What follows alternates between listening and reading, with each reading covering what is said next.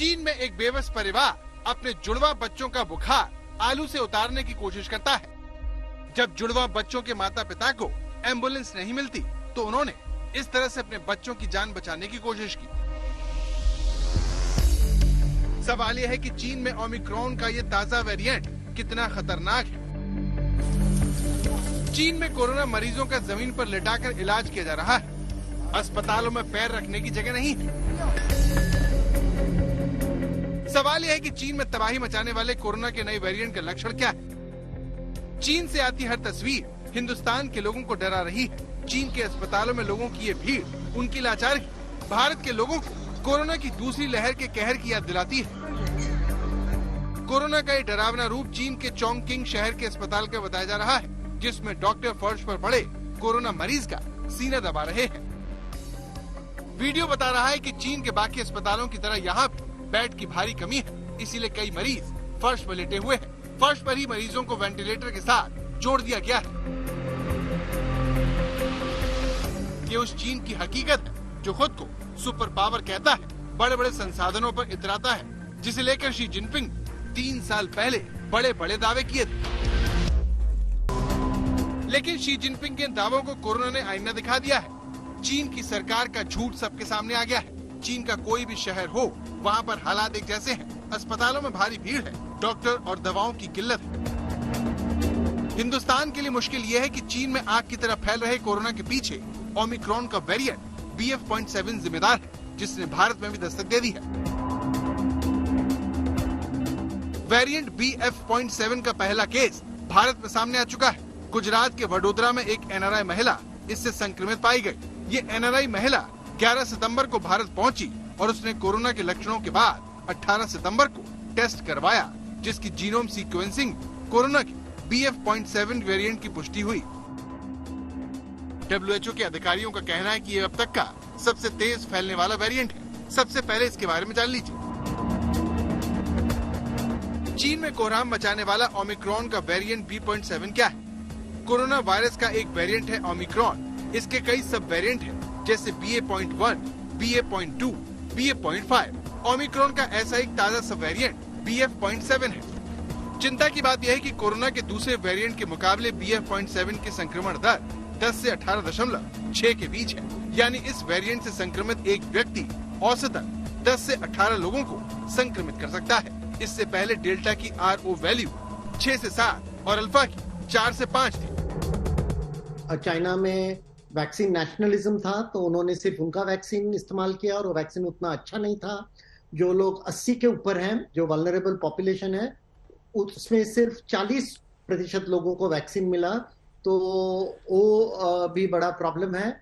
और लेकिन और एक तीसरी चीज है जिसको हमको समझना चाहिए कि चाइना में जो हो रहा है वो ट्रांसपेरेंट नहीं है, वो लोगों को पता नहीं चलता है। तो ये एक बहुत बड़ा प्रॉब्लम है, क्योंकि अगर ये लोग सबको बताते कि प्रॉब्लम क्या है तो दुनिया समझ लेती है और सीधे कदम लेते हैं। तो इसलिए हमको बिल्कुल सावधान रहना चाहिए, डरना नहीं चाहिए, लेकिन सावधान रहना चाहिए। और एक बात है कि जीनोमिक एनालिसिस हो गई है, जो चाइना में जो वायरस अभी है वो ओमिक्रॉन का एक वेरिएंट है BF.7 और उसकी खूबी ये है कि इंक्यूबेशन पीरियड कम है, ट्रांसमिसिबिलिटी बहुत ही है। यानी जो हम R0 कहते हैं कितने जल्दी फैल सकता है, तो अगर डेल्टा का 5 था तो इसका 10 है, तो ये जल्दी फैलता है। चीन में अगले कुछ महीनों में 80 करोड़ लोग कोरोना से संक्रमित हो सकते हैं। लंदन की global health intelligence company Airfinity ने कहा कि चीन में जीरो कोविड पॉलिसी खत्म होने के बाद 21 लाख मौत हो सकती है। इसके पीछे सबसे बड़ी वजह चीन के लोगों की कमजोर इम्यूनिटी है। दरअसल जीरो कोविड पॉलिसी के चलते चीन के लोग कोरोना से बचे रहे, इसीलिए दुनिया की बाकी देशों की तरह वहाँ पर हर्ड इम्यूनिटी नहीं बन सकी और इतने बड़े पैमाने पर तबाही हो रही है। BF.7 वेरिएंट से संक्रमित शख्स में बुखार, थकान, गले में खराश, लगातार खांसी, नाक बहना, सीने में दर्द, कम सुनाई देना, पेट में दर्द, उल्टी, दस्त और कपकपी जैसे लक्षण देखने को मिल सकते हैं। चीन में कोरोना से मौत की एक बड़ी वजह कम लोगों को वैक्सीन लगना है, उसकी विश्वसनीयता है। दुनिया भर के एक्सपर्ट्स को लगता है कि चीन में बहुत कम वैक्सीनेशन हुआ है। उनके लिए सबसे बुरी बात यह है कि चीन ने जिस स्वदेशी वैक्सीन को लगाया है वो भारत और अमेरिकी वैक्सीन जितनी प्रभावी नहीं है। जो उनकी वैक्सीन लगी है उसकी इफेक्टिवनेस पूरे विश्व ने डाउट की है।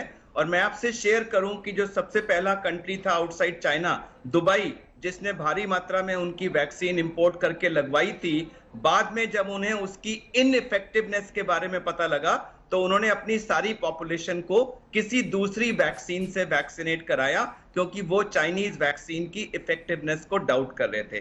तो पहली बात तो उसकी इफेक्टिवनेस क्वेश्चनेबल है। नंबर 2, वो वैक्सीन भी चाइना में बहुत कम लोगों को लगी है, और खासकर से जो हाई वल्नरेबल ग्रुप्स होते हैं उनको तो बहुत ही कम मात्रा में लगी है।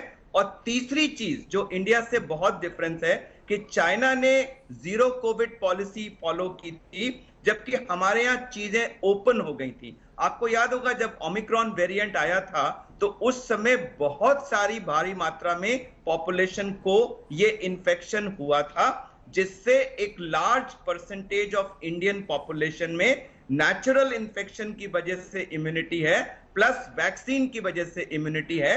तो हमारे पास ये हाइब्रिड इम्यूनिटी है।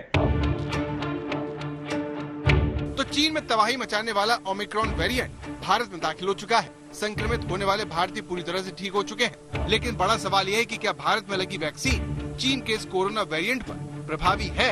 आज तक ब्यूरो।